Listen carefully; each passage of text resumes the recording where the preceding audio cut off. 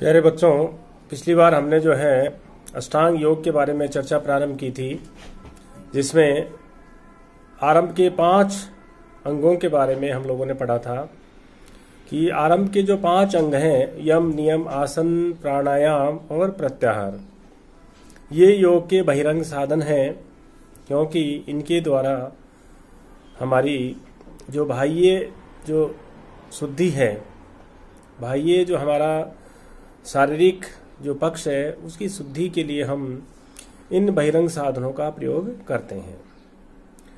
और आप ये देखेंगे कि अष्टांग योग का जो 2 प्रकार से विभाजन मिलता है, एक बहिरंग साधन के रूप में और एक योग के अंतरंग साधन के रूप में, है ना।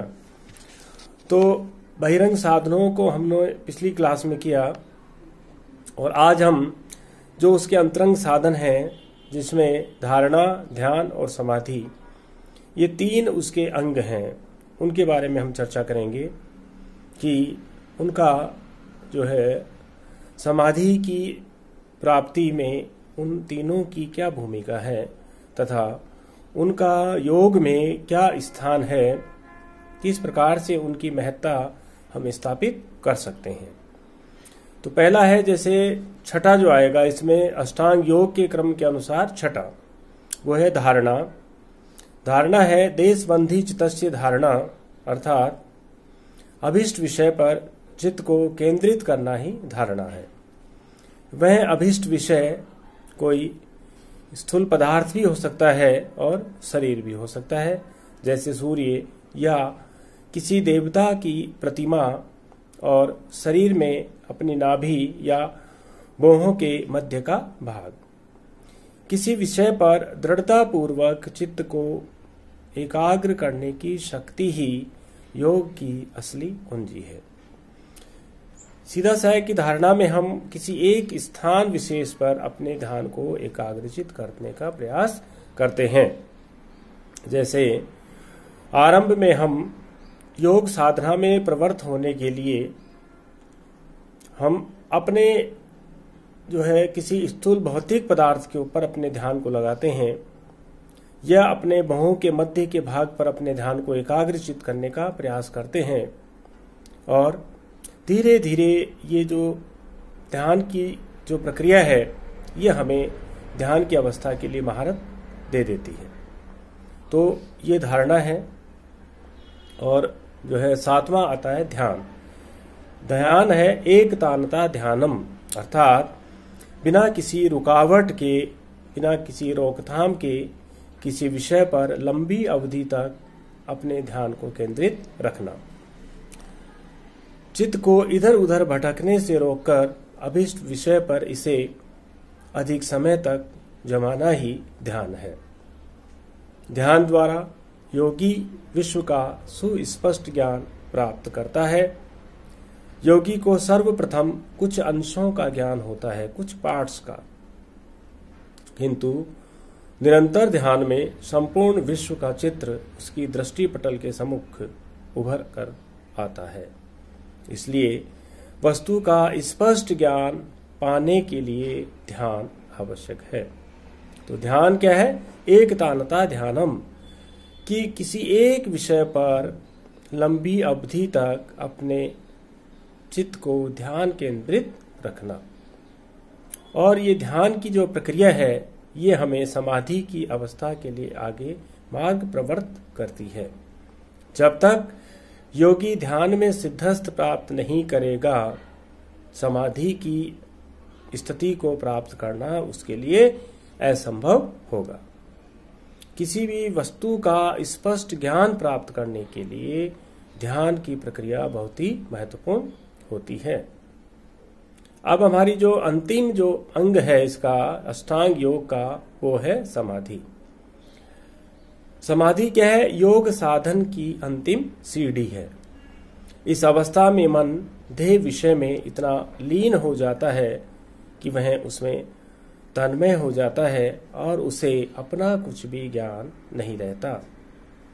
ध्यान की अवस्था में देह विषय में और ध्यान की क्रिया का पृथक अनुभव नहीं होता।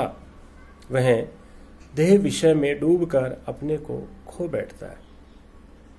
इस अवस्था में केवल ध्येय मात्र रह जाता है। समाधिस्थ योगी को यह भी पता नहीं रहता कि वह किसी वस्तु के ध्यान में मग्न है। योग का लक्षण है चित्तवृत्ति निरोध। उपर्युक्त सभी साधन चित्तवृत्ति निरोध के साधन है। अर्थात समाधि जो है वो अष्टांग योग का अंतिम अंग है, अंतिम साधन है।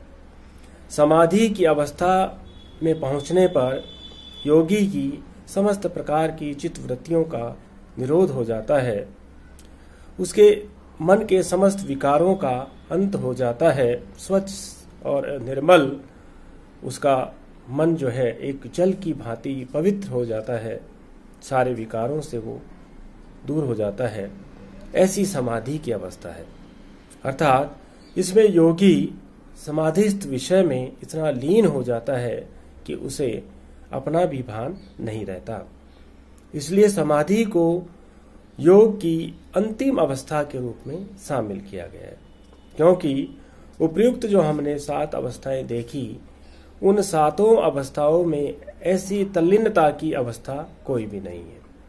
समाधि ऐसी जो है तन्मयता की अवस्था है जिसमें योगी को अपने होने का भी भान समाप्त हो जाता है। वह केवल ध्येय विषय में ही लीन रह पाता है और यहाँ पर ध्यान की क्रिया और ध्यान का विषय दोनों की पृथकता का बिल्कुल अंत हो जाता है। अर्थात यहाँ पर हम ध्यान के विषय और ध्यान की क्रिया, अर्थात जिसमें हम अपना ध्यान लगा रहे हैं, अपना जो ध्येय विषय है और हमारी जो ध्यान करने की जो प्रक्रिया है, उन दोनों में भी किसी प्रकार का पृथकता का अनुभव नहीं होता। दोनों एक हो जाती हैं। हम अंतर नहीं कर पाते कि ध्येय विषय कौन सा है और ध्यान की क्रिया कौन सी है। तो इस प्रकार हम देखते हैं कि इस समाधि की अवस्था में केवल ध्येय मात्र रह जाता है और योगी अपने को भी धीरे धीरे भूलने की स्थिति में आ जाता है। और ऐसी अवस्था ही मुक्ति की अवस्था है कि जब योगी को अपना होने का भान भी ना रहे तो उसमें किस प्रकार का फिर विकार उत्पन्न हो सकता है।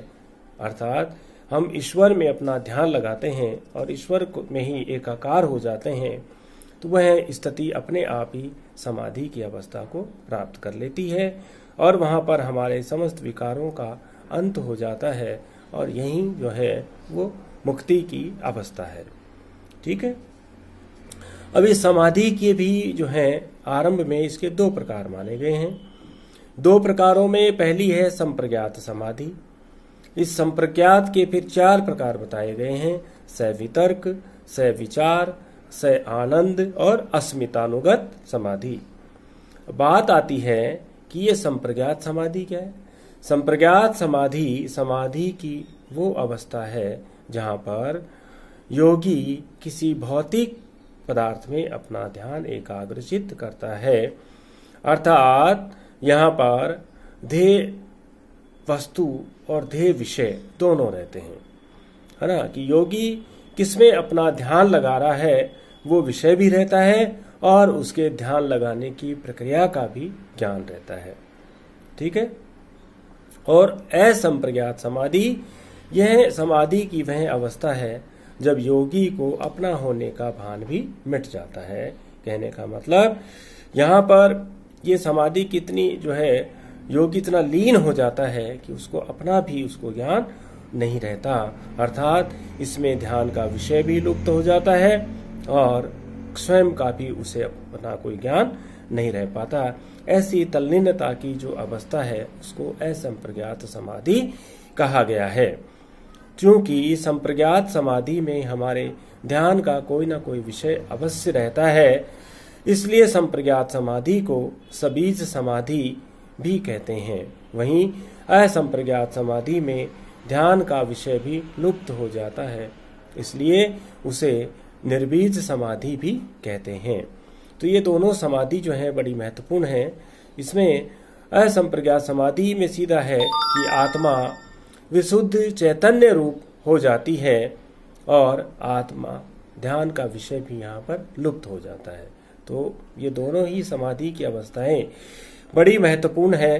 पहले संप्रज्ञात समाधि को प्राप्त करते हैं, फिर ध्यान में जैसे जैसे हम पारंगता हासिल करते जाएंगे हम असंप्रज्ञात समाधि की अवस्था को प्राप्त कर पाते हैं, और यह असंप्रज्ञात समाधि की अवस्था ही मुक्ति की अवस्था है।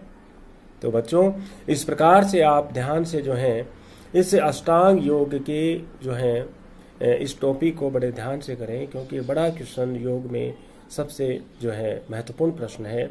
बड़ा प्रश्न अवश्य बनता है कि अष्टांग योग क्या है, और अष्टांग योग के 8 अंगों को विस्तृत रूप से समझाइए। तो इसको बड़े ध्यान से करना आप लोगों को, और सभी को समझना है और अपने जीवन में उतारने का प्रयास करें। धन्यवाद।